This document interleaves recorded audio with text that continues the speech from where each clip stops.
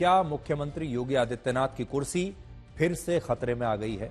इस समय योगी का हटना विपक्ष का सबसे बड़ा सपना है। विपक्ष की सारी उम्मीदें इस बात पर टिकी हैं कि बीजेपी योगी आदित्यनाथ को उनके पद से हटा देगी और अब अखिलेश यादव भी अपने एक नए बयान में यही दावा कर रहे हैं। चलने वाली नहीं है, ये सरकार जाने वाली है और आप देख लेना महाराष्ट्र का परिणाम जो भी आएगा, उत्तर प्रदेश के मुख्यमंत्री उसके बाद बचेंगे नहीं, उनकी कुर्सी नहीं बचने वाली। और अगर हम लोग परसेंटेज के हिसाब से सोचें तो 100 में 100 सीटें ये हारने जा रहे हैं और अगर गिनती में हिसाब किताब लगाओगे तो 9 में 9 सीटें ये हारने जा रहे हैं इस बार। तो अखिलेश यादव पूरे राज्य में, उत्तर प्रदेश में और भारत की राजनीति में यह माहौल बनाने की कोशिश कर रहे हैं कि योगी आदित्यनाथ अब जाने ही वाले हैं। लेकिन आज बड़ा सवाल यह है कि विपक्ष के नेता आखिर योगी आदित्यनाथ के पीछे क्यों पड़े हैं? इस साल जब भारत में लोकसभा के चुनाव हुए तब अरविंद केजरीवाल ने कहा था कि अगर बीजेपी 400 सीटें जीत गई तो वो सबसे पहले योगी आदित्यनाथ को ही हटाएगी। इसके बाद जब लोकसभा चुनाव में बीजेपी ने उत्तर प्रदेश में सिर्फ 33 सीटें जीती तब भी यही कहा गया कि योगी की कुर्सी जाने ही वाली है और बीजेपी के अंदर उनके खिलाफ बहुत कुछ चल रहा है। और कई हफ्तों तक लगातार ये खबरें चलती रहीं कि दिल्ली में बड़ी बड़ी बैठकें हो रही हैं, बीजेपी उन्हें हटाने के बारे में सोच रही है और बीजेपी के जो बड़े नेता हैं वो योगी आदित्यनाथ से बहुत नाराज हैं क्योंकि लोकसभा चुनाव में उनका प्रदर्शन अच्छा नहीं था। इसी तरह हरियाणा और फिर महाराष्ट्र और झारखंड के चुनावों को लेकर यह बात कही जा रही है कि अगर बीजेपी इन चुनावों में जीतकर और ज्यादा मजबूत हो गई तो वो सबसे पहले उत्तर प्रदेश में योगी को हटा देगी। और अब यह कहा जा रहा है कि अगर उत्तर प्रदेश के आने वाले उपचुनावों में बीजेपी हार गई तब भी योगी का हटना निश्चित है। ऐसा लगता है कि विपक्ष की सारी उम्मीदें योगी आदित्यनाथ के हटने पर ही टिकी हुई है और इसके पीछे भी एक बहुत बड़ा कारण है। कारण यह है कि योगी आदित्यनाथ जिस तरह से हिंदुत्व की राजनीति के पोस्टर बॉय बनकर उभरे हैं, उनका बटेंगे तो कटेंगे का नारा पूरे देश में सुपरहिट हुआ है, उससे भारत की राजनीति में उनका कद काफी बढ़ गया है। उनका जो फैन बेस है, उनके फैंस की संख्या तेजी से बढ़ी है, उत्तर प्रदेश में भी और उत्तर प्रदेश के बाहर भी। और हरियाणा के बाद अब झारखंड और महाराष्ट्र में भी योगी आदित्यनाथ बीजेपी के स्टार प्रचारक बनकर कई रैलियां कर रहे हैं। असल में विपक्ष को लगता है कि अगर उसने योगी आदित्यनाथ के रूप में बीजेपी के सबसे बड़े विकेट को गिरा दिया या योगी अगर खुद से ही किसी मनोवैज्ञानिक दबाव में आ गए तो इससे बीजेपी हिंदुत्व के मोर्चे पर कमजोर हो जाएगी। और यही कारण है कि लोकसभा चुनावों के बाद से लगातार विपक्ष के नेता योगी आदित्यनाथ को हटाने की बातें करते आ रहे हैं और हर कुछ हफ्तों के बाद एक नई बहस आ जाती है, नई चर्चा आ जाती है कि योगी आदित्यनाथ जाने ही वाले हैं। आज आपको यह देखना चाहिए कि बीजेपी इतनी आसानी से अपने किसी मुख्यमंत्री को हटाती नहीं है।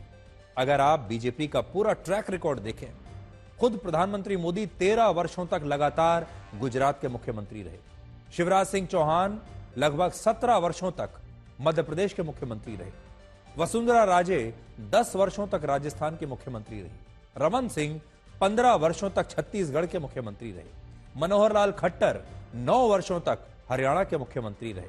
और इससे पता चलता है कि बीजेपी अपने मुख्यमंत्रियों को इतनी आसानी से हटाती नहीं है। और योगी आदित्यनाथ भी पिछले 7 वर्षों से उत्तर प्रदेश के मुख्यमंत्री हैं और वो अब भी बीजेपी के लिए हिंदुत्व के सबसे बड़े पोस्टर बॉय हैं।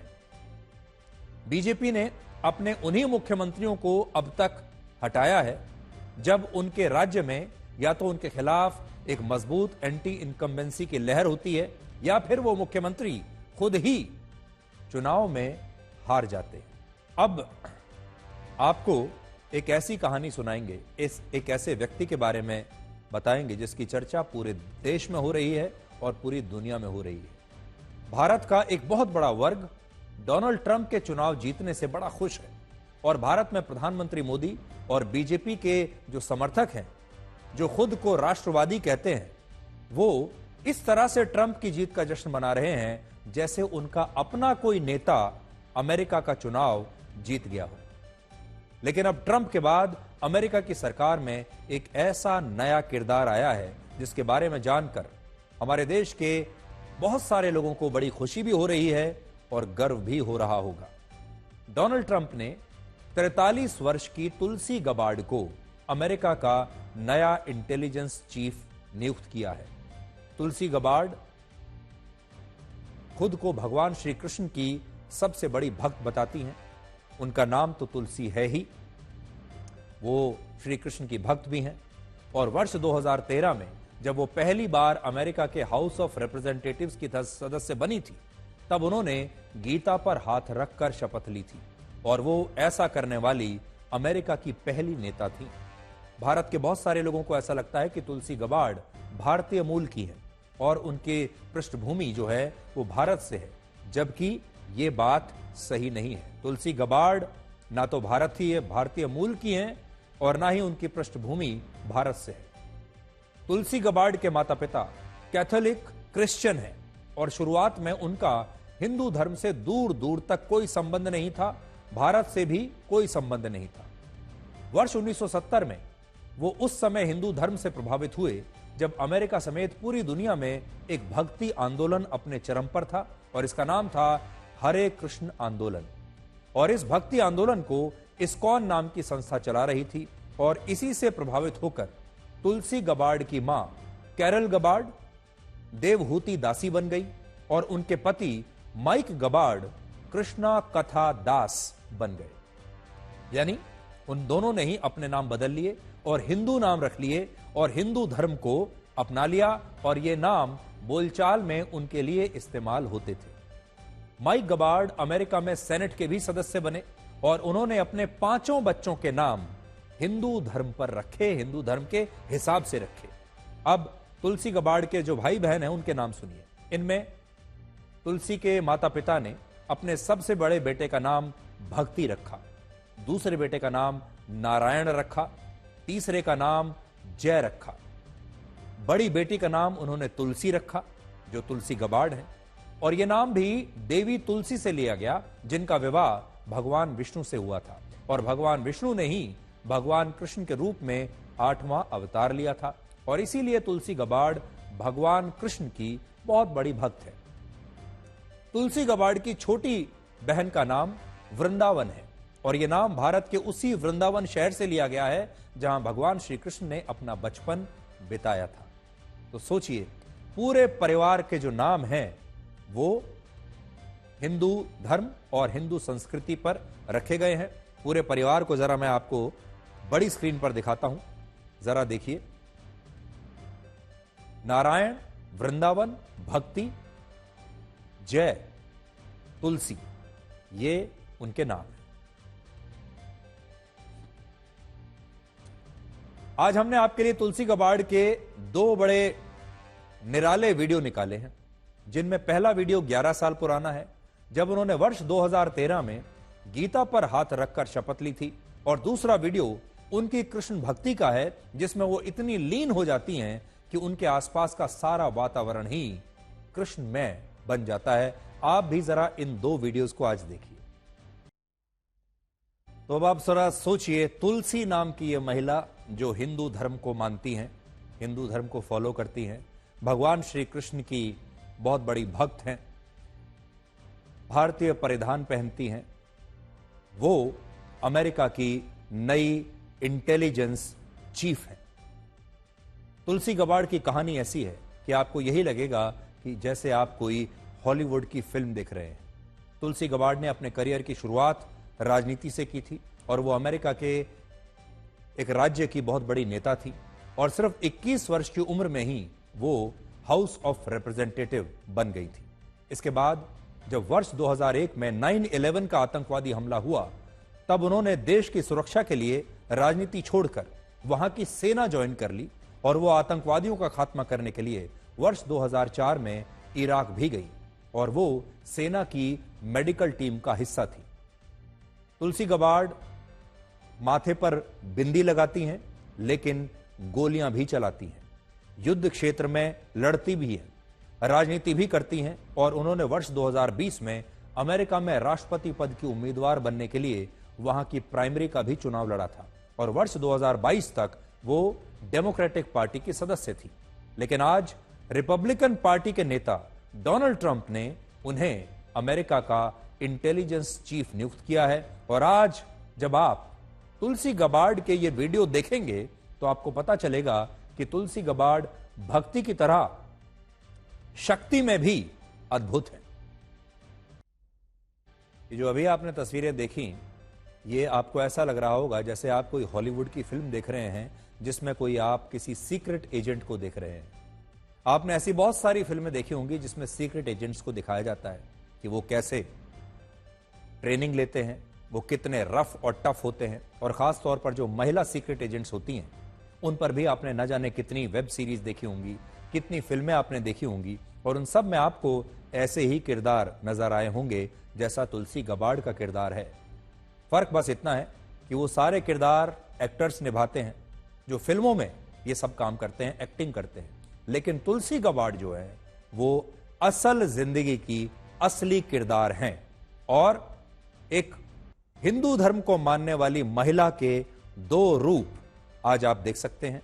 एक रूप जिसमें उसके हाथ में बंदूक है और दूसरा रूप जिसमें वो भगवान श्री कृष्ण की भक्ति कर रही हैं। इन दो रूपों को आज आप जरा देखिए।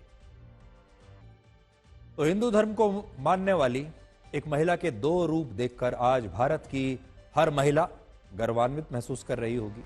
हिंदू धर्म को मानने वाली हर महिला को आज ये तस्वीरें देखकर गर्व महसूस हो रहा होगा और साथ ही इन तस्वीरों को देखकर आपको प्रेरणा भी जरूर मिल रही होगी। अब आप ये देखिए कि तुलसी गबार्ड के अमेरिका के इंटेलिजेंस चीफ बनने से भारत को क्या फायदा होगा। क्या भारत को भी इसका फायदा होगा? भारत के लोग खुश हैं कि देखिए कि कोई हिंदू धर्म को मानने वाली महिला अमेरिका के इतने बड़े पद पर आ गई और वो भी इंटेलिजेंस चीफ जैसा पद। तो भारत को क्या फायदा है?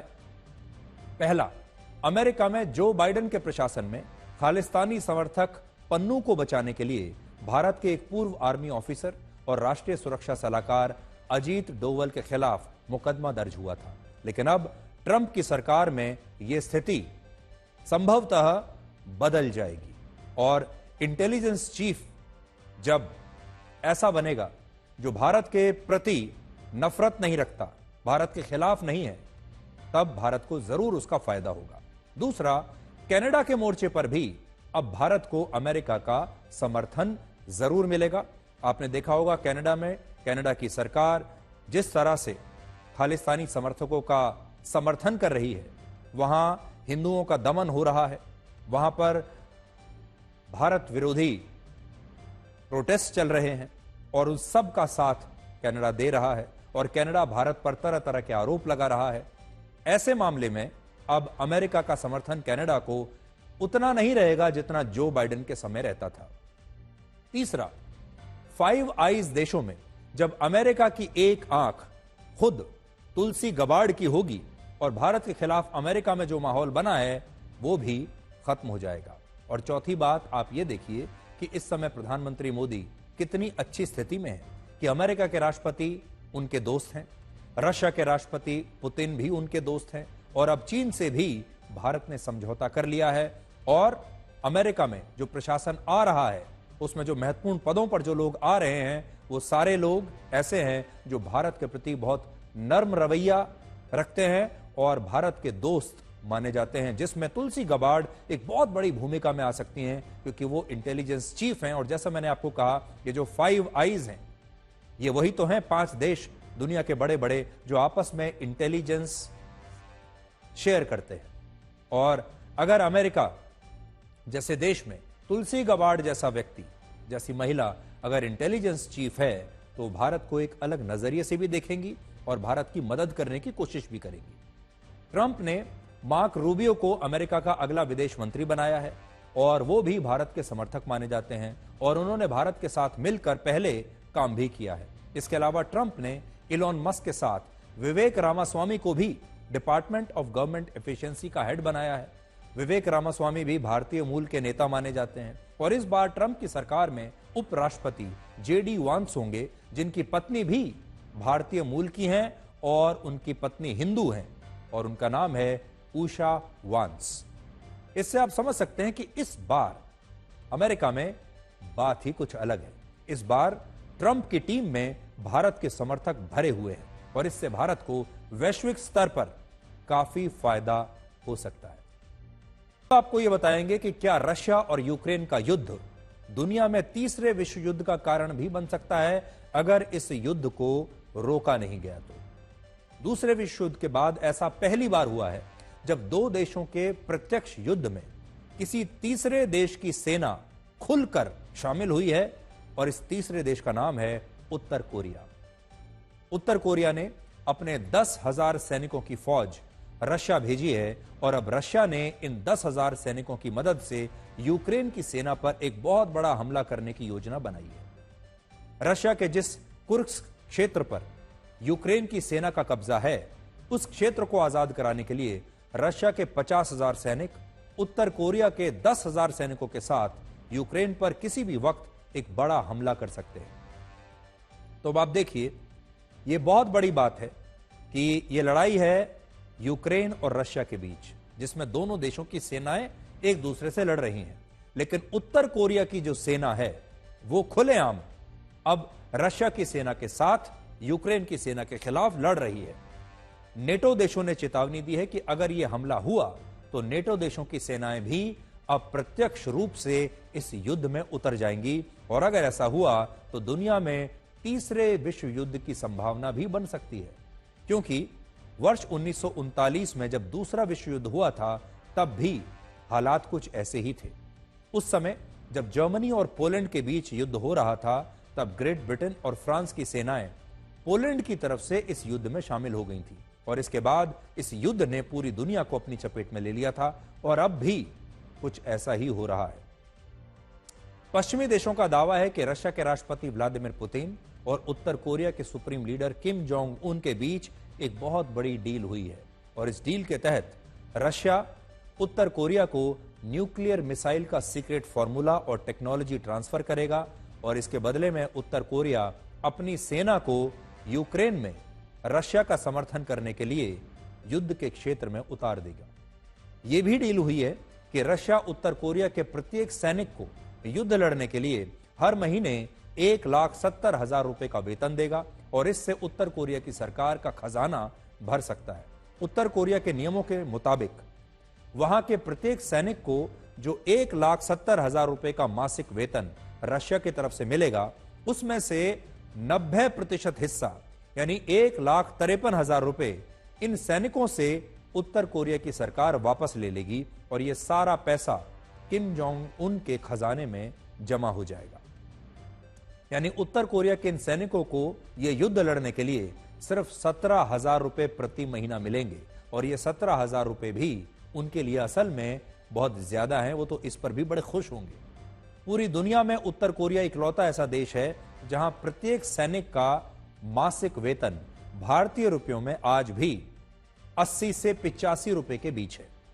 उत्तर कोरिया में सैनिकों को सारी सुविधाएं सरकार की तरफ से मिलती हैं और उसके बाद उनका वेतन सिर्फ $1 प्रति महीने के आसपास होता है और $1 का मतलब यही है भारतीय रुपयों में 80 से 85 रुपए के आसपास।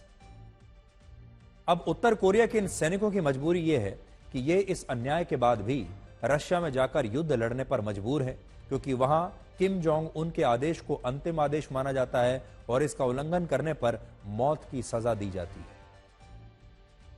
उत्तर कोरिया एक किले की तरह है जिसके अंदर ऐसा बहुत कुछ हो रहा है जिसके बारे में दुनिया जानती तक नहीं, जिसकी खबर दुनिया तक पहुंचती नहीं। उत्तर कोरिया में आधी आबादी भूखमरी और कुपोषण से संघर्ष कर रही है। वहां बहुत गरीबी है और वहां पर इंटरनेट पर कई तरह के प्रतिबंध हैं। उत्तर कोरिया में सिर्फ आर्मी के बड़े बड़े जनरल्स, कमांडर्स और सरकार के शीर्ष अधिकारियों और विभागों को ही इंटरनेट के इस्तेमाल की इजाजत दी गई है और इस इंटरनेट से भी वहां सिर्फ सरकारी वेबसाइट्स को ही खोला जा सकता है। लेकिन अब नई खबर यह है कि जब उत्तर कोरिया के 10,000 सैनिक रशिया आए और यहां इन सैनिकों ने इंटरनेट का इस्तेमाल पहली बार किया अपने जीवन में, तो जानते हैं उन्होंने सबसे पहले क्या देखा? अचानक जब इन्हें इंटरनेट देखने को मिला, इंटरनेट इस्तेमाल करने को मिला, जो कि इन्हें अपने देश में नहीं मिलता, तो इन्होंने सबसे पहले पॉर्न वीडियोस देखने शुरू कर दिए। और स्थिति यह हो गई कि अब ये सभी सैनिक इंटरनेट की वजह से रशिया में युद्ध लड़ने से पहले ही पॉर्न देखने की लत का शिकार हो गए हैं। सारे दिन पॉर्न देखते रहते हैं और पश्चिमी देशों का मीडिया उत्तर कोरिया के इन सैनिकों का मजाक उड़ा रहा है। हालांकि यहां पर दो बातें बहुत महत्वपूर्ण हैं। पहली बात, ये सारी खबरें पश्चिमी देशों का मीडिया दुनिया को बता रहा है, जिन्हें रशिया और उत्तर कोरिया ने खारिज किया है और कहा है कि ऐसा कुछ नहीं है। और दूसरा, अगर यह खबर सही है तो इससे आप समझ सकते हैं कि इंटरनेट असल में कितना खतरनाक है और इसने उत्तर कोरिया के 10,000 सैनिकों को युद्ध लड़ने से पहले ही अपने लक्ष्य से पूरी तरह से भटका दिया है। लेकिन जैसा कि आप जानते हैं, जब युद्ध होता है तो उसमें दो तरह के युद्ध होते हैं। एक युद्ध वो जो हथियारों से लड़ा जाता है, जिसमें गोलियां चलाई जाती हैं, और एक युद्ध दूसरा होता है जिसमें जो परसेप्शन से लड़ा जाता है, यानी उसमें झूठी खबरें भी एक दूसरे के खिलाफ प्लांट की जा सकती हैं। और ये जो युद्ध है, ये दोनों फ्रंट्स पर लड़ा जा रहा है। असल में रशिया और उत्तर कोरिया की समस्या यहां पर यह है कि दुनिया का जो पूरा बड़ा मीडिया है वो सारा पश्चिमी देशों के पास है। दुनिया की बड़ी बड़ी न्यूज एजेंसीज पश्चिमी देशों के पास हैं। बड़े बड़े न्यूज चैनल्स, बड़े बड़े अखबार, बड़े बड़े पब्लिकेशंस सब पश्चिमी देशों के पास हैं। और ये नेटो देश, पश्चिमी देश, इस मीडिया का इस्तेमाल करके अपने हिसाब से खबरें चलवाता है। दूसरी तरफ रशिया का जो चैनल है रशिया टुडे, उसे पूरे पश्चिमी देशों ने अपने यहां पर ब्लॉक कर दिया है, बैन कर दिया है। उत्तर कोरिया के पास ऐसा कोई चैनल है ही नहीं, ना ही उनके पास कोई बहुत बड़ा मीडिया आउटलेट है कि वो अपना पक्ष दुनिया के सामने रख सके। इसलिए रशिया का पक्ष आपने कभी देखा नहीं होगा।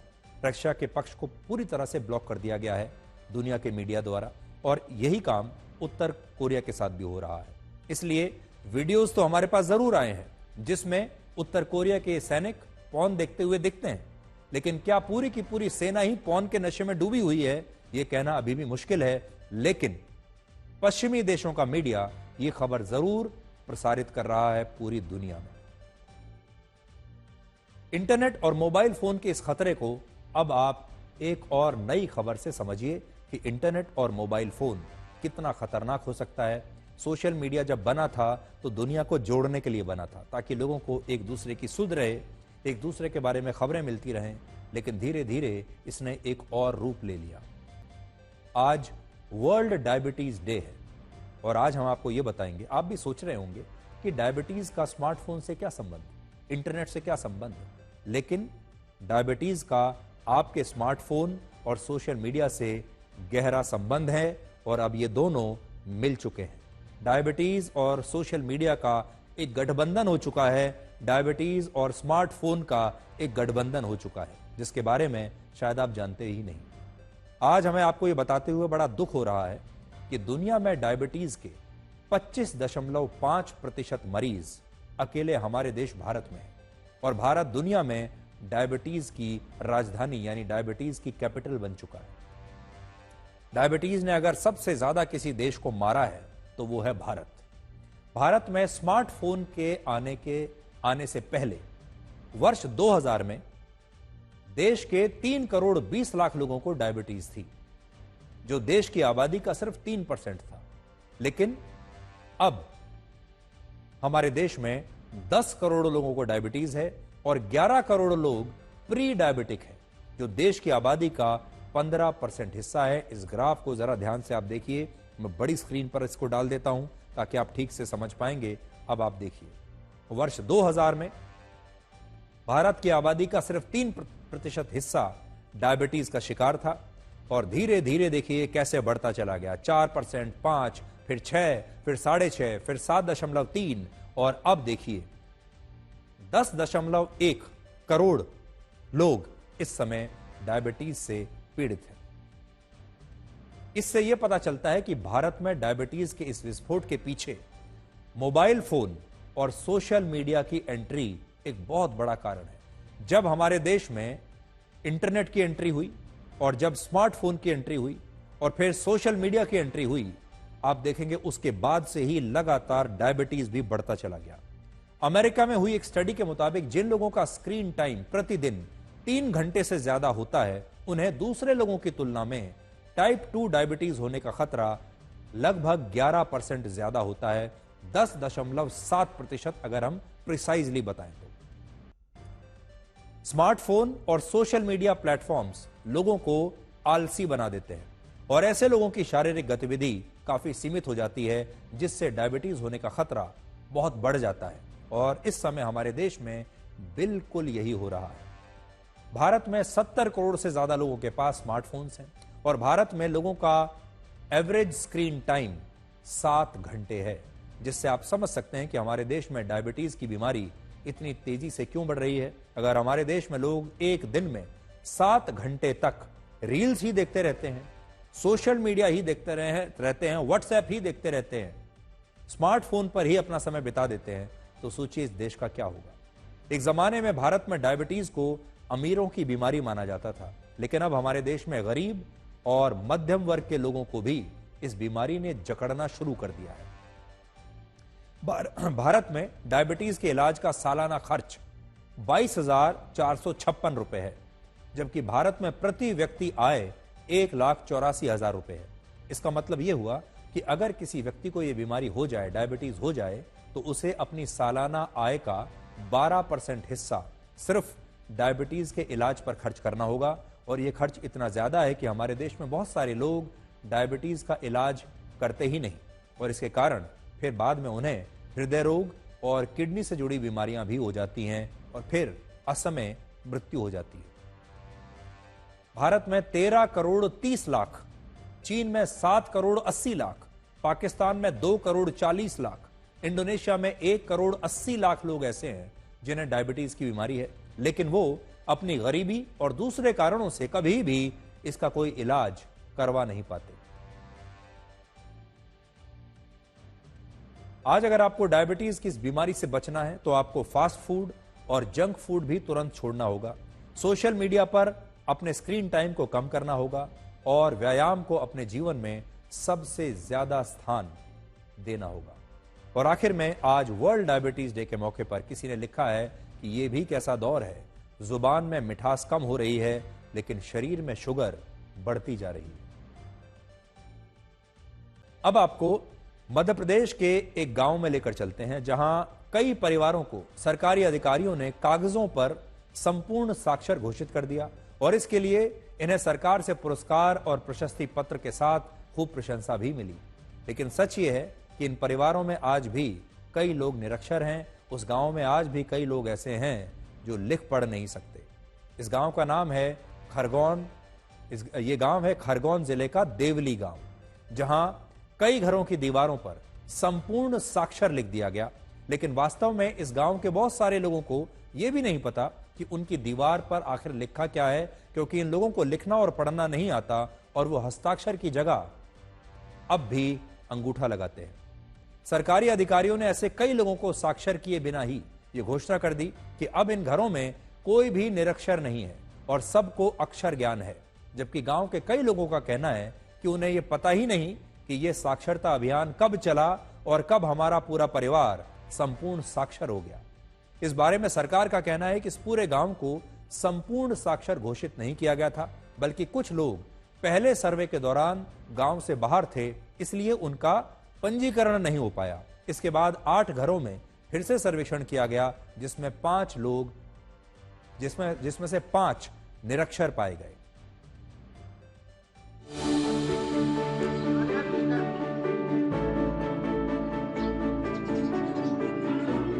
आपके यहाँ कितने लोग पढ़े लिखे हैं? लिखे पढ़े कोई नहीं है, सब अंक साहब। ये आपके यहाँ संपूर्ण साक्षर कौन लिख के गया? गाँव के टीचर। पढ़े लिखे कोई नहीं है मेरे। ये आपको पढ़ते आता है? नहीं आता है, बोलो। नहीं आता है कि नहीं आता? नहीं आता है। पढ़ते नहीं आता? नहीं। लिखते आता है? नहीं आता है। कुछ नहीं आता। ये कौन लिख के गया? ये क्या पता कौन लेके, हम तो घर में नहीं थे।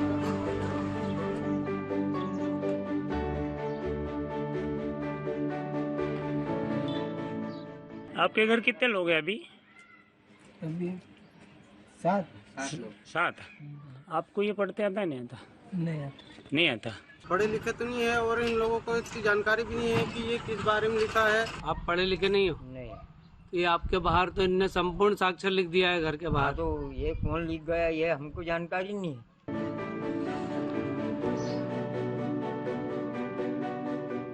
ये स्कूल के जो सर लोग हैं इनके द्वारा घर पर लिखा गया है।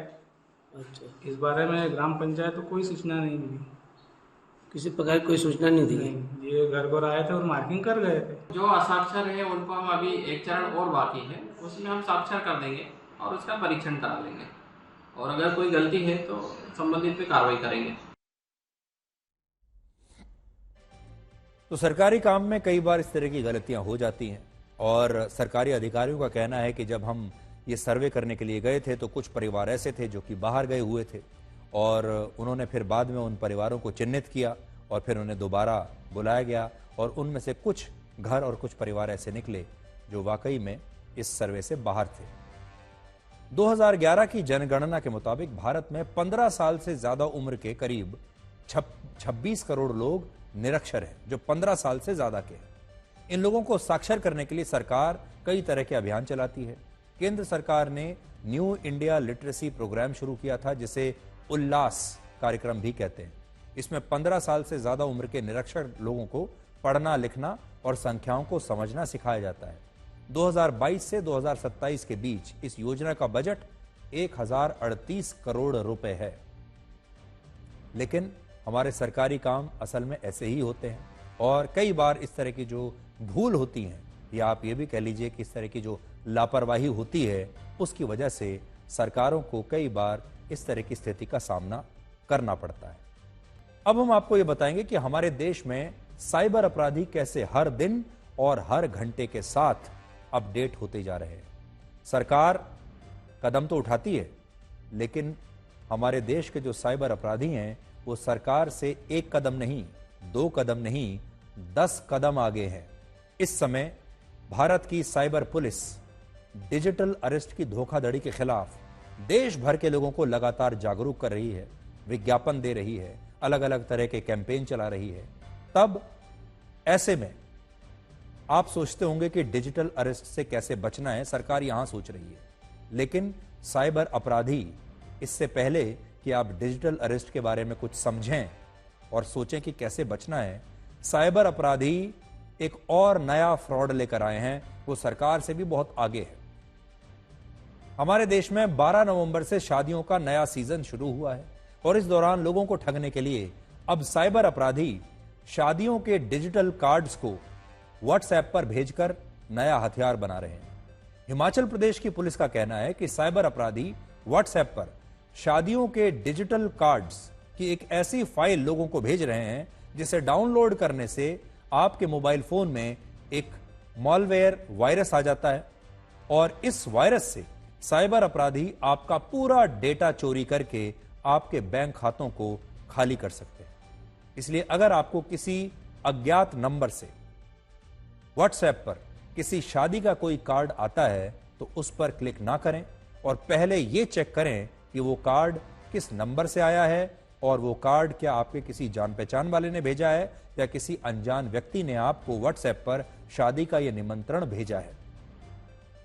भारत में हर साल शादियों के लिए निमंत्रण पत्र और कार्ड्स पर 1 लाख करोड़ रुपए खर्च होते हैं और भारत में लोग शादियों के कार्ड को खोलकर जरूर देखते हैं और शादियों के सीजन में कई बार लोगों को इन कार्ड्स का बड़ा बेसब्री से इंतजार भी रहता है। असल में जब किसी व्यक्ति की शादी का कार्ड आपके रिश्तेदारों के पास आ जाता है और आपके पास नहीं आता तो कई बार आप भी ये सोचते रहते हैं कि आपको कार्ड कब आएगा और कहीं ऐसा तो नहीं कि आपके पास कार्ड आया ही नहीं या आपको निमंत्रण मिला नहीं या वो आपको बुलाना ही नहीं चाहते। और अब इसी बात का फायदा साइबर अपराधी उठा रहे हैं। इसलिए अगर आपके पास आपके व्हाट्सएप पर शादी का कोई भी कार्ड आता है, डिजिटल कार्ड, शादी का कोई भी निमंत्रण आता है तो बहुत ध्यान से उसे खोलिएगा। इस बार 12 नवंबर से 16 दिसंबर के बीच 48 लाख शादियां होनी हैं और एक सर्वे के मुताबिक इस बार ज्यादातर लोग इन शादियों के डिजिटल कार्ड एक दूसरे को व्हाट्सएप पर भेज रहे हैं। जितने भी निमंत्रण आ रहे हैं वो व्हाट्सएप पर ज्यादातर आते हैं, क्योंकि अब वो जमाना चला गया जब हर एक किसी के घर जाकर पर्सनली कार्ड देकर आए, मिठाई देकर आए, क्योंकि इसमें बहुत समय लगता है। अब ज्यादातर लोग भी यही कहते हैं कि खुद आने की जरूरत नहीं है, आप व्हाट्सएप पर कार्ड भेज दीजिए, हम उसे खोल लेंगे, पढ़ लेंगे और फिर शादी में शरीक हो जाएंगे। लेकिन अब ये एक नया फ्रॉड बन गया है। आप खुद सावधान रहिए और अपने दोस्तों और रिश्तेदारों को भी हमारा ये वीडियो, हमारा ये क्लिप आप आगे फॉरवर्ड कर सकते हैं, ताकि वो भी शादियों के इन नकली कार्ड से सावधान रहें। अब एक नई टेक्नोलॉजी के बारे में आपको बताते हैं कि क्या आने वाले समय में दुनिया के एक कोने से दूसरे कोने तक जाने में कई घंटे नहीं बल्कि आपको सिर्फ कुछ मिनट लगेंगे।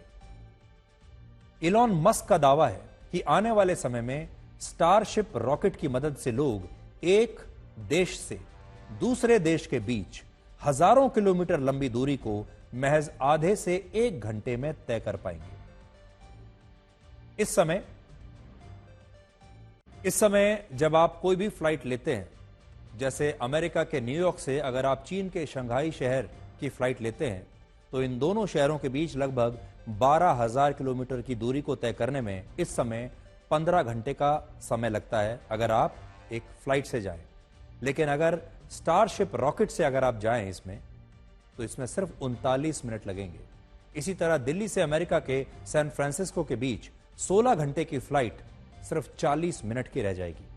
इस समय दुनिया की सबसे लंबी फ्लाइट न्यूयॉर्क से सिंगापुर के बीच मानी जाती है, जिसमें 15,500 किलोमीटर की दूरी तय करने में लगभग 19 घंटे लगते हैं। लेकिन अगर इस दूरी को स्टारशिप से तय किया जाए तो सिर्फ 34 मिनट लगेंगे।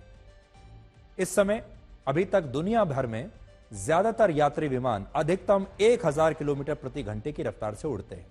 दुनिया का सबसे तीव्र गति से उड़ने वाला यात्री विमान कॉनकॉर्ड भी 2100 किलोमीटर प्रति घंटे की रफ्तार से ही उड़ता है, जबकि स्टारशिप रॉकेट की अधिकतम रफ्तार करीब 27,000 किलोमीटर प्रति घंटा होगी। ये भविष्य की फ्लाइट है। कुछ दिन पहले स्पेसएक्स ने रीयूजेबल रॉकेट सिस्टम बनाने की दिशा में एक ऐतिहासिक उपलब्धि हासिल की थी। स्टारशिप रॉकेट के सफल परीक्षण से पहले स्पेसक्राफ्ट्स को अंतरिक्ष में भेजने के लिए जिन रॉकेट्स का इस्तेमाल होता था, वो रॉकेट सिर्फ एक बार इस्तेमाल होने के बाद नष्ट हो जाते थे। इसलिए पूरा मिशन बहुत महंगा होता था, क्योंकि हर बार जब भी आप किसी मिशन पर जाएंगे तो एक रॉकेट एक बार ही इस्तेमाल होगा और उसके बाद वो नष्ट हो जाएगा। लेकिन अब इलॉन मस्क की कंपनी ने जो नई टेक्नोलॉजी हासिल की है, उसके तहत स्टारशिप रॉकेट की सफल लैंडिंग हर बार हो पाएगी और एक ही रॉकेट का बार बार इस्तेमाल अब किया जा सकता है। आपको याद होगा थोड़े दिन पहले यह परीक्षण हुआ था और इसमें ये जो रॉकेट है ये वापस अपने स्थान पर आकर लैंड कर गया था।